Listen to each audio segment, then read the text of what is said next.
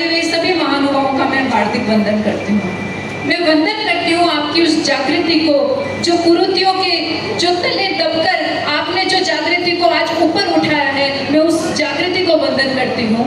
एक और समाज हमारी परंपरा, संस्कृति और विरासत को बचाने का प्रयास कर रहा है, तो दूसरी ओर ये कुरीतियां हमें वापस पीछे धकेलने में लगी हुई है। अब निर्णय हमारा है कि हम किस ओर और किस पक्ष में जाते हैं।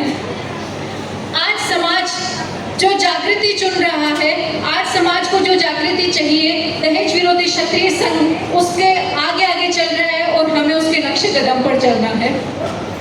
आज कुरीतियों के जाल में फंसा ये समाज तक रहा है उन समाज सुधारकों को जो इसको आगे ले जाएंगे और समाज का उत्थान करेंगे। अब देखना ये है कि हम इस परिपाटी में कहां तक खरे उतर पाते हैं। इस परिप्रेक्ष्य में हमारा क्या योगदान है समाज के लिए, बस यही विश्लेषण करने की बात है, इससे अलग कुछ नहीं है।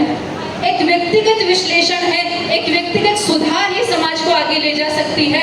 यहाँ मैं बोलूँगी, हजारों वक्ता आगे बोल जाएंगे, लेकिन जब तक हम खुद से सुधार नहीं करेंगे, जब तक हम घर से शुरुआत नहीं करेंगे, हमारा बोलना व्यर्थ है। शराब, मैं कहना चाहूंगी कि किसी भी समाज की इज्जत को दारू के प्याले में मत रखिए। आप साहस रखिए कि वीर दुर्गादास राठौड़ और महाराणा प्रताप सरीखे वीरों के बलिदान को संजोने का। आप अगर वो महापुरुष जिन्होंने अपनी मातृभूमि के लिए सर्वस्व न्यौछावर कर दिया, वो राउंड टेबल लगा के शराब के प्याले धर देते, तो आज हम और आप यहाँ बैठे नहीं रहते। भूल गया कुल गौरव ला गया खोटा कामा में, भूल गया कुल गौरव ला गया खोटा कामा में, रजपूती जोश भुला बैठा आपा दारूरा प्याला में, आपा दारूरा प्याला में। दहेज एक सिंपल, एक सीधी सादी परंपरा जिसने आज इतना विकराल रूप ले लिया कि राजपूत समाज में शादियों की जगह व्यापार होने लगे। मुझे क्षमा कीजिएगा, किसी को बुरा लग सकता है, लेकिन मैं कहती हूँ तब खरी कहती हूँ, जो समाज में जो परेशानियां हैं, समाज की जो कुरीतियां हैं, उन्होंने दहेज को ऐसा रूप दे दिया है कि आज वो समाज जिसका स्वाभिमान ये था कि आज मेवा कुरीति के कारण। कवि दुर्जन सिंह तंवर की बहुत सुंदर दो पंक्तियां मुझे याद आती है कि लड़का जो देखो सरकारी अटैची कर लाओ भारी, लड़का जो देखो सरकारी अटैची कर लाओ भारी, अरे आपको नहीं चाहिए तो जाने दो, किसी दूसरे ग्राहक को तो आने दो। क्यों इन कवियों को लिखने की जरूरत पड़ गई? क्योंकि समाज में ये जो दहेज है वो ऐसे दीमक की तरह फैल रहा है कि इसके विरुद्ध बोलना ही पड़ता है। मैं पूछती हूँ, अपने को स्वाभिमानी कहने वाला ये समाज उस समय कहाँ जाता है? कहाँ जाता है इस समाज का स्वाभिमान जब ये लोग बड़ी बड़ी डिमांड करते हैं? क्या उस समय आपको अपने स्वाभिमान की तनिक भी चिंता नहीं होती? उस समय आपका स्वाभिमान कहाँ जाता है जब आप अपने बेटे का मोल करना शुरू कर देते हैं कि एक बार मैंने लिखा था कि कीमत लगी कुछ खास लगी, अजीब लगी पर कुछ कम लगी, कीमत लगी कुछ खास लगी, अजीब लगी पर कुछ कम लगी, क्यों पैसों के तराजू में ये तोल दिया? अरे आपने तो अपने ही रतन का मोल किया, आपने तो अपने ही रतन का मोल किया। हम सरकारी नौकरी और अन्य आधारों पर अपने ही बेटे का मोल भाव तय कर देते हैं। ये शादी नहीं, व्यापार है। हमने कौन सा बाजार खोल रखा है, ये मेरी समझ में नहीं आता। और जब भी कुरीतियों की बात आती है तो पुरुष समाज ये कहेंगे कि इसमें महिलाओं की भागीदारी सबसे अधिक अपना पल्ला झाड़ लेता है। ये हो सकता है सही हो, लेकिन ये 100% सही नहीं है। मैं इसे 100% सही नहीं मानती। और मैं कहना चाहूंगी, अगर ऐसा है कहीं महिलाओं की भूमिका आपको अधिक नजर आती है तो इस समाज की मेरे समक्ष बैठी महिलाओं से मैं निवेदन करना चाहूंगी कि ऊंची नौकरी ऊंचा दाम सब बिक रहा है रिश्ता नाता में, ऊंची नौकरी ऊंचा दाम सब बिक रहा है रिश्ता नाता में, अरे शतराना तो ला रहेगी लेने देने बाता में, अरे शतराना तो ला रहेगी लेने देने बाता में, ही बा कोई हाड़ी रानी, ही थे मत बोलो शतरानो कि ही बा कोई हाड़ी रानी, अरे काट दे दियो शीश और खून बहे जो बहे है पानी, काट दे दियो शीश और खून बहे जो पानी। अपने समाज की पहचान शतरानियों को वीरांगना हाड़ी रानी से देनी है। ये जो आज कुरीतियां आई, हमारे समाज की पहचान नहीं बननी चाहिए। और जो समर्थवान है उस पर शायद इतना फर्क नहीं पड़ता होगा, लेकिन कहीं ना कहीं तो उस पर भी पड़ता है। लेकिन जो असमर्थ है उस पर ये क्या भार पड़ता बढ़ता होगा, इसकी आप कल्पना भी नहीं कर सकते। राजपूत समाज में शादियां होती है, उनमें एक जो भाई होता है वो इतने लाख और करोड़ रुपए के नीचे आ जाता है और दूसरा भाई समझता है कि मैं ऊपर उठ गया। ये कौन सा सामाजिक उत्थान है? या आपका स्वयं का व्यक्तिगत उत्थान हो सकता है, लेकिन इसे आप सामाजिक उत्थान की संज्ञा मत दीजिए। सामाजिक उत्थान तभी हो सकता है जब आप इन कुरीतियों को मिटाने का संकल्प लें। आप मैं नहीं कहती कि कोई भी बड़ा संघ, बिल्कुल आज आवश्यकता है दहेज विरोधी क्षत्रिय संघ की, लेकिन दहेज विरोधी क्षत्रिय संघ किसी के मन को जाके नहीं बदल सकता, वो उत्थान हमें ही करना होगा। ये हमें मार्गदर्शन दिखा सकते हैं, लेकिन इससे अधिक इनकी भूमिका नहीं रहती। आप व्यक्तिगत स्तर पर बदलाव कीजिए, व्यक्तिगत स्तर पर कुरीतियों को छोड़िए, फिर देखिए समाज आगे क्या नहीं बढ़ता, समाज बिल्कुल आगे बढ़ता है। नहीं तो ये दहेज, दारू, मीठ हमारे समाज की पहचान हो जाएगी।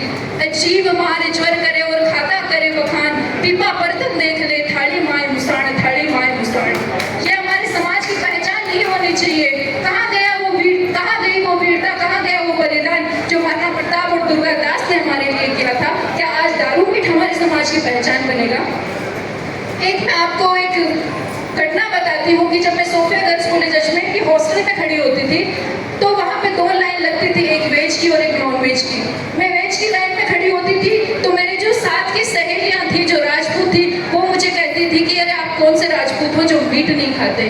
उस दिन बड़ा अफसोस हुआ कि मेरा समाज जिसने 500 सालों तक, 700 सालों तक मुगलों को अंदर नहीं आने दिया, उस समाज की पहचान क्या मीट बताएगा? क्या इसका प्रमाण मुझे देना पड़ेगा कि राजपूत होने का ये प्रमाण है कि मैं मीट और शराब का सेवन करूं? कतई नहीं।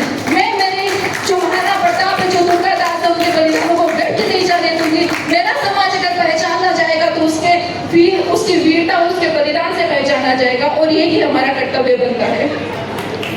मैं पिछले साल जब दहेज विरोधी क्षत्रिय संघ का प्रोग्राम हुआ था, आप कहेंगे कि एक व्यक्ति क्या नहीं कर सकता, एक व्यक्ति सब कुछ कर सकता है। अभी महेंद्र सिंह जी जाखले को याद होगा, जब इन्होंने संगठन की शुरुआत की थी तो मात्र 3 आदमी थे। बहुत मजाक भी उड़ाया था लोगों ने और बहुत इनको आलोचना भी स्वीकार करनी पड़ी होगी, लेकिन आज 6-7 साल हो गए और ये दहेज विरोधी क्षत्रिय संघ एक वटवृक्ष बन के सामने खड़ा है। ये एक व्यक्ति का ये कर्म होता है। वो कहावत यहाँ कारगर नहीं करती कि अकेला जना भाड़ नहीं फोड़ सकता। बिल्कुल नहीं फोड़ सकता होगा, लेकिन शुरुआत तो किसी एक व्यक्ति को ही करनी होगी। जब मुझे पिछली बार मैं बोल रही थी तो कोई मेरे काकोसा बाबोसा थे जिन्होंने मुझे मंच से उतरते ही अपने पास बुलाया और कहा, आज भी मुझे उनके शब्द से तीर की तरह चुभते। उन्होंने मुझे कहा कि भाई साहब यहाँ भाषण दिया था तो बनाए कुमारा जो कोई ब्याह करते रहेगा। अगर वो यहाँ पे आज मौजूद है तो मैं उनको कहना चाहूंगी कि आपके साक्षात सामने खड़ी हूँ और मेरे ससुर श्रीमान नंद सिंह जी राठौड़ ने 1 रुपया और नारियल में मेरी शादी की है। आज तक के सभी भाषणों में मैंने यही कहा है कि मुझे गर्व है कि मैं उस पिता की संतान हूँ जिसने 1 रुपये और नारियल में शादी की थी। लेकिन आज इसके साथ एक पंक्ति और जुड़ रही है कि मैं उस ससुर की पुत्रवधू हूँ जिन्होंने 1 रुपये और नारियल में शादी की है। एक व्यक्ति सब कुछ कर सकता है, बस हमें जरूरत है कि अपने घर से शुरुआत करें। जब तक शुरुआत घर से नहीं होगी, मैं फिर कहूंगी कि मेरे जैसे हजारों वक्त आएंगे, हजारों बोल के चले जाएंगे। जब तक आपने मंथन और विश्लेषण नहीं किया तब तक ये सब फिजूल की बातें हैं। और दहेज विरोधी क्षत्रिय संघ और राजपूत सर्वोत्तम सहयोग संस्थान सिर झुकता है जब राजपूत सर्वोत्तम सहयोग संस्थान की बात करते हैं कि आज एक संस्थान ने गांव-गांव तक पहुंचकर उन राजपूत परिवारों की मदद की है जो आर्थिक रूप से सक्षम नहीं थे। मात्र 100 रुपए की न्यूनतम राशि से एक हफ्ते में कोई फर्क नहीं पड़ता। 100 रुपए किसी के लिए अधिक नहीं है और किसी से कोई जबरदस्ती भी नहीं है, लेकिन फिर भी एक न्यूनतम सहयोग से हमने शुरू किया और एक सहयोग राशि से करके आज शायद 1 करोड़ से पार हम सहायता कर चुके हैं और 2.5 करोड़ तक हम सहायता कर चुके हैं। ये राजपूत सर्वोत्तम सहयोग संस्थान कर रहा है। आज महेंद्र सिंह जी जाखली को पूरा राजस्थान ही नहीं और भी उत्तर प्रदेश, मध्य प्रदेश सब जानते हैं, क्योंकि इन्होंने जो कहा वो किया। कोरे भाषणों से कुछ नहीं होगा। मैं यहाँ भाषण देके चली जाऊँ और मैं उसको इम्प्लीमेंट ही नहीं करूँ, अपने जीवन में उतारूँ ही नहीं, तो जब मैं दूसरी बार चढ़ूंगी ना तो कोई तो बोल देगा कि केवल भाषण देती है, हमने भी देखा है इसको। तो वो चीज नहीं होनी चाहिए। अगर आप कुछ बोलते हो तो आप तभी बोलिए जब आप उस कार्य को कर चुके हैं। आज वर्ष 2010 से लगातार मैं इस चीज पर काम कर रही हूँ, चाहे मैंने खुद ने स्वयं पर किया हो, चाहे संघ के किया हो, लेकिन बहुत कुछ सहा है, बहुत लोगों की बहुत बातें सही है, और फिर भी ये पीड़ मन में है कि आज दहेज रूपी कांटा समाज से निकलना चाहिए। क्यों आज के युवाओं को ये कांटा नहीं चुभता, ये मेरी समझ से बाहर है।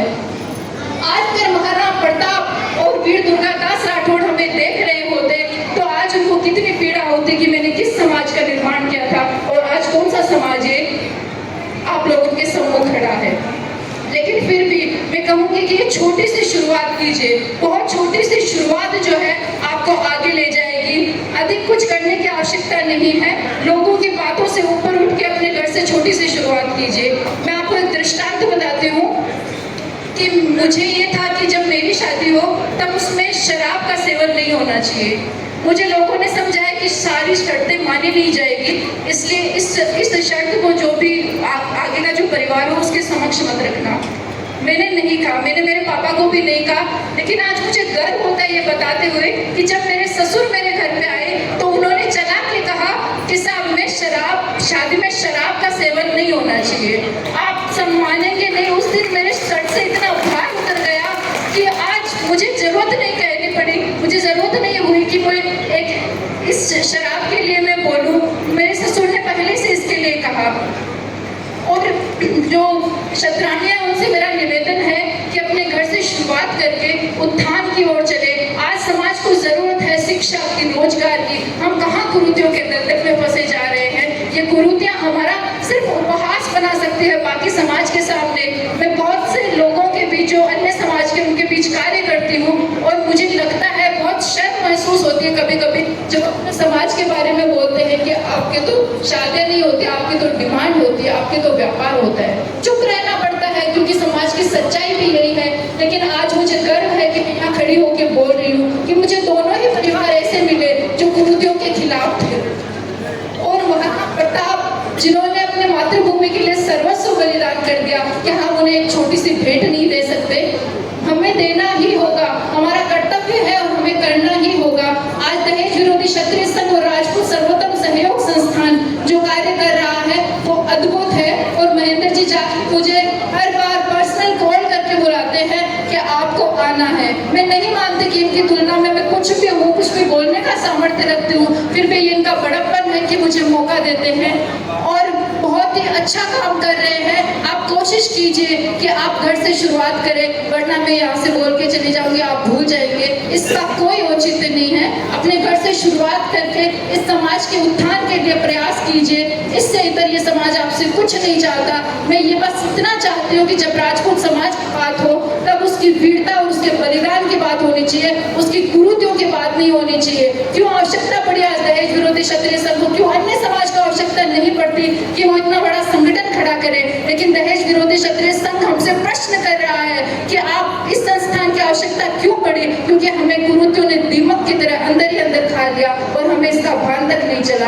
आज जब अंदर से एकदम खोखले हो गए तब हमें याद आता है कि ये कुरीतियां ही थी जो हमारे समाज को विनाश की ओर ले जा रही है। तब हमने एक दहेज विरोधी क्षत्रिय संगठन के नाम से एक संघ खड़ा किया। फिर भी आवश्यकता है कि आप घर से शुरुआत करें और घर से शुरुआत करने पर ही समाज का उत्थान होगा। अकेला व्यक्ति कुछ कर सकता है, वो अपने घर से कर सकता है। समाज और संगठन फिर उसके पाठ जो होते हैं। बहुत बहुत धन्यवाद। जय भवानी।